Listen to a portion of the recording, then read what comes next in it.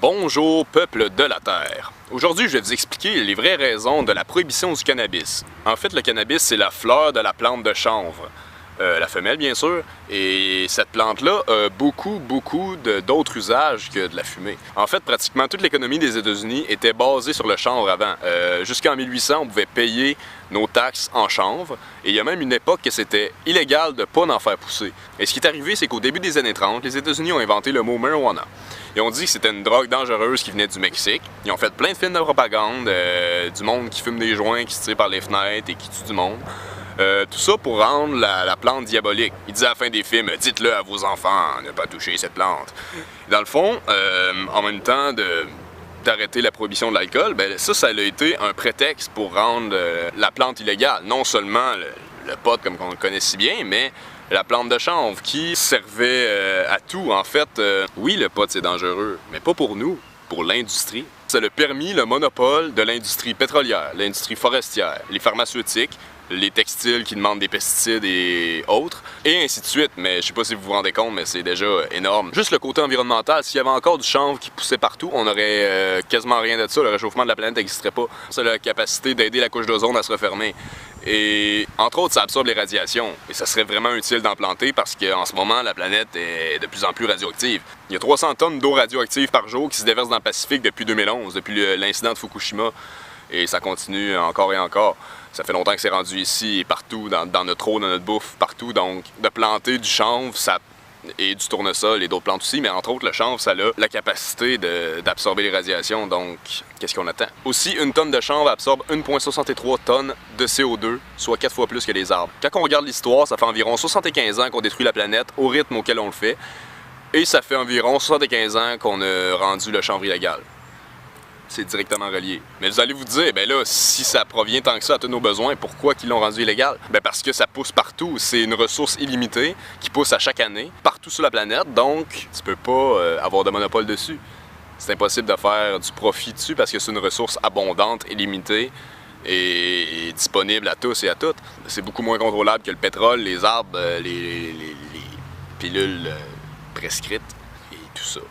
Industrie pétrolière. On peut tout remplacer les produits de l'industrie pétrolière en fait. On peut faire non seulement du biodiesel, mais aussi avec la résine, on peut faire du bioplastique, du plastique biodégradable. Ça, c'est quand même quelque chose, là. Je veux dire, on pourrait prendre une bouteille de plastique, de chanvre biodégradable, la mettre dans le compost, elle se dégrade. Pas d'île de plastique, pétrole, ça rapporte plus. Un des modèles d'Henry Ford de 1941, le modèle T, il était construit en résine de chanvre, il était 10 fois plus solide que l'acier et il roulait au biodiesel de chanvre. C'est ça, c'était un char fait en plante, là, puis qu'il allait super bien. Puis, vous imaginez comment le gaz coûterait rien. Il y en avait partout, puis il y en avait encore partout. Donc, pourquoi est-ce qu'on fait encore la guerre pour le pétrole et pourquoi est-ce qu'on se bat encore pour pas qu'il y ait de pipelines sur notre territoire? Oui, on sait que ces trucs-là existent, mais il faut arrêter d'espérer que ces changements-là arrivent dans le système parce qu'on sait que jamais ils voudront cesser leur profit et qu'ils vont les passer à tout prix, les pipelines. Donc je pense que la meilleure façon, c'est d'en planter nous-mêmes et de se redonner cette fonctionnalité-là que le chanvre a, de vraiment prouver aux compagnies pétrolières qu'on n'a pas besoin de pétrole. Mais aussi de le montrer au peuple, comment se sortir de la pétrolière et de leur montrer que des alternatives existent et qu'on n'est pas obligé d'accepter ces merdes détruiseurs d'environnement et d'eau et d'humanité et de vie. En tout cas, j'aime pas trop le pétrole. On va rentrer dans un autre sujet, là, mais tant qu'à planter du chanvre partout, on peut planter aussi de la bouffe. Puis là, on n'aurait plus besoin pantoute d'exportation à l'autre bout du monde pour notre bouffe. Puis pas de trouble, là, les fruits exotiques dans une serre solaire passive, on peut faire pousser n'importe quoi, n'importe quelle variété. Industrie forestière. En 1916, le gouvernement américain a prédit que d'ici les années 40, tout le papier viendrait du chanvre et il n'y aurait plus aucune nécessité de couper des arbres. Les études du gouvernement rapportent qu'un acre de chanvre égale 4,1 acres d'arbres. C'est quand même fou, là. Donc t'as pas besoin de couper l'oxygène de la planète. Et non seulement ça, mais c'est annuel. Donc, ça repousse à chaque année. On peut faire du papier. La Constitution des États-Unis a été écrite sur du papier de chanvre. Le procédé de fabrication du papier de chanvre demande pas de blanchiment au chlore, ce qui produit de la dioxine, et demande de 75% à 85% moins d'acide sulfureux. Le papier de chanvre peut être recyclé de 7 à 8 fois, comparé à 3 fois pour le papier de bois. L'utilisation de la pulpe de chanvre pourrait nous permettre de mettre fin à la déforestation de nos pays, tout en produisant un meilleur papier pour environ la moitié du prix que le papier de pulpe de bois. Les moulins à papier existants n'auraient besoin que de conversions mineures pour passer de la pulpe de bois à la pulpe de chanvre. J'étais au Saguenay il y a quelques mois et j'avais envie de me procurer une machine à papier justement et de faire une culture de chanvre et vendre mon papier au cégep de Jonquière. Ça, je pense que ça aurait été une réponse directe à Jean Tremblay qui dit que les écologistes et Greenpeace c'est des malades puis qui nous volent nos jobs. Là. Ça aurait été vraiment une réponse direct parce que j'aurais pu redonner de l'emploi aux gens qui ont perdu leur emploi quand les machines à papier de Kinogami ont fermé. Ben, je l'ai pas fait parce que j'ai d'autres projets finalement, mais je veux dire, faites-le, tu sais. Je veux dire, s'il y a une industrie qui a du futur, c'est ça, là. C'est le chanvre, peu importe dans quel sujet, là, je suis juste au papier, tu sais. En fait aussi, c'est un matériel de construction incroyable, tu peux faire des maisons entières en chanvre. Une maison en chanvre va être 7 fois plus solide que le béton tout en pesant la moitié. C'est aussi 3 fois plus élastique, donc même les tremblements de terre peuvent pas le craquer. Et plus les années passent, plus ça solidifie. C'est auto-isolant, donc l'hiver il va faire chaud, l'été il va faire frais. C'est résistant à la pourriture, aux insectes, aux fungus, à la moisissure, aux rongeurs. C'est ininflammable et c'est résistant à l'humidité. Les murs ils respirent, donc t'as l'air de l'extérieur à la place d'avoir l'air de l'intérieur, l'humidité, tout ça. Non, ça circule. Il existe encore des maisons de chanvre qui sont construites depuis des centaines d'années.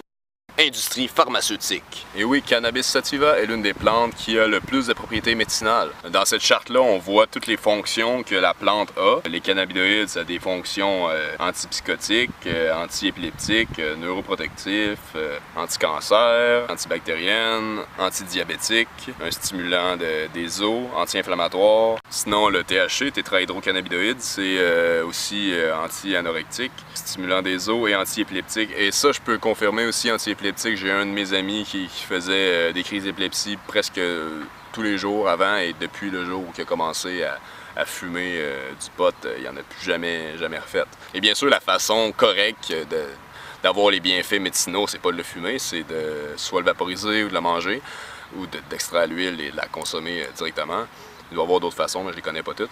Ça peut quand même faire la job, tu sais, de fumer, c'est juste que c'est ce qui est moins bon pour nous, c'est ce qui fait le plus de côté psychoactif, mais aussi qui fait le plus de dommages. Et avant, c'était possible d'acheter un petit flacon de cannabis sativa à la pharmacie. Et ça a été enlevé avec la prohibition. Ah là là! Textile. Contrairement au coton qui demande énormément de pesticides et qui fait énormément d'argent à Monsanto avec son fameux Roundup, le chanvre ne demande aucune pesticide parce que devinez quoi? Ben, c'est ça la fonction première du cannabis, de la fleur femelle. C'est un insecticide naturel. Et quand les insectes en mangent, ils trippent pas. Nous, on trippe parce qu'on est plus gros. Je crois que la plupart des bateaux qui ont traversé l'océan Atlantique pour venir à la conquête de l'Amérique avaient des toiles faites en chanvre. Et en fait, c'est que c'est la fibre la plus polyvalente au monde. Donc, tu peux vraiment absolument tout faire avec ça. Tu peux faire des cordes non seulement, ils sont très solides. J'en ai même une preuve avec moi. C'est que ça, petite corde de chanvre. Toute belle. Un attébase de chanvre. Demandez-moi pas pourquoi qu'on utilise encore du pétrole pour faire des cordes. Mais en fait, vous savez pourquoi. Calice, ça n'a pas d'allure. Mais aussi, c'est ça, c'est le matériau, la fibre la plus polyvalente. Donc, tu peux faire des vêtements, des chandails, et ce qui est magique, c'est que, en fait, il rapetissera jamais au lavage. Il va toujours garder sa forme toute sa vie, et sa durée de vie va être vraiment très, très, très longue. Et ce qui est magique, c'est qu'à chaque fois que tu le laves, il va devenir plus doux. C'est aussi une autre des raisons pourquoi on n'a pas de linge de chanvre, parce que les compagnies de vêtements, ils feraient plus de profit pendant tout. Profit.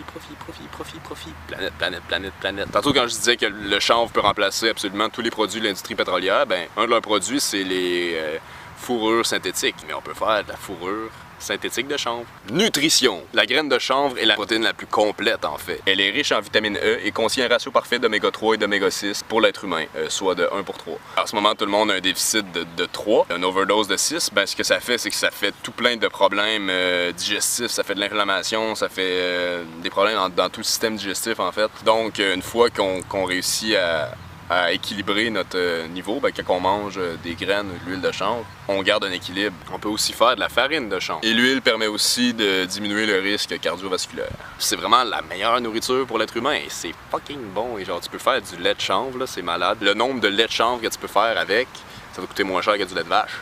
pas mal meilleur pour toi, pas mal, puis pas mal meilleur pour la planète, puis pas mal meilleur pour tout, là, pas mal tout, là. Cosmétiques! On peut aussi faire des cosmétiques avec l'huile, non seulement elle a beaucoup de propriétés anti-inflammatoires, hydratantes. En fait, c'est légal d'en faire pousser au Canada depuis 98, dans ces coins-là, je pense. C'est légal, mais il faut un permis de Santé Canada, et il y en a 200 dans tout le Canada, il y en a comme 2-3 au Québec, je pense. Là. Fait que c'est vraiment difficile à avoir. Et c'est eux qui fournissent les graines et sont contrôlés pour faire sûr qu'il n'y ait pas de THC. Alors que justement, c'est l'insecticide naturel et qu'il n'y a aucune raison qui nous empêche de faire pousser ça. Parce qu'on s'entend que même si l'usage récréatif est illégal, c'est comme s'il était légal. Là. Pas bien dur à trouver. Comme Gandhi disait, la désobéissance civile est un devoir sacré quand l'État devient sans loi et corrompu. Selon moi, on n'a pas à attendre que le gouvernement nous donne le droit. On doit le faire le plus rapidement possible, et ça partout dans le monde, et sinon c'est courir à notre perte. Et de nous interdire de faire ça, c'est de nous refuser d'essayer de sortir de la pétrolière et de cette destruction-là et de nous sauver nous-mêmes. Quand on regarde l'histoire, ça fait environ 75 ans qu'on détruit la planète au rythme auquel on le fait, et ça fait environ 75 ans qu'on a rendu le chanvre illégal. C'est directement relié. Faut faire le lien, là. Il y a des connexions qui se font. On se demande s'il faut qu'on change nos recettes sans ferme laitière. Du lait d'amande ou de chanvre, des couvertes qui datent pas d'hier. C'est pour ça que tu démonises le chanvre étant donné tout ce qu'il peut faire comme remplacer toute l'industrie pétrolière et forestière. Mais pourquoi tu me mentis, illégal mais biodégradable? C'est vrai que les projets d'Henry Ford seraient beaucoup moins contrôlables et que tes produits du pétrole sont pas mal plus rentables que plantes qui poussent n'importe où. Disponibles et abordables, oublie le virage énergétique en bâche en transport ferroviaire. J'avoue, mais gars, c'est que c'est pas l'argument pour qu'on adhère à ton planning politique d'oléoduc sécuritaire. Le versement nécessaire pour des versements de salaire! Donc, en conclusion, le choix est assez simple. Soit on continue de se laisser appauvrir et de laisser le profit aux grosses multinationales, de détruire la planète et d'arriver à notre fin, ou on arrête le profit et le monopole et on se redonne le pouvoir en plantant du chanvre partout. C'est vraiment une des plus grosses façons de réinvestir dans notre durabilité, de rétablir un équilibre avec la nature et tout ça, c'est vraiment... le chanvre est un des plus gros joueurs là-dedans. Donc faites un choix, profit, planète, pétrole ou pote, destruction ou préservation, donc plante tout. Retour aux sources, pouvoir au peuple, vote for nobody. Free yourself to free the world. Notre révolution tant attendue est arrivée. Et elle est verte.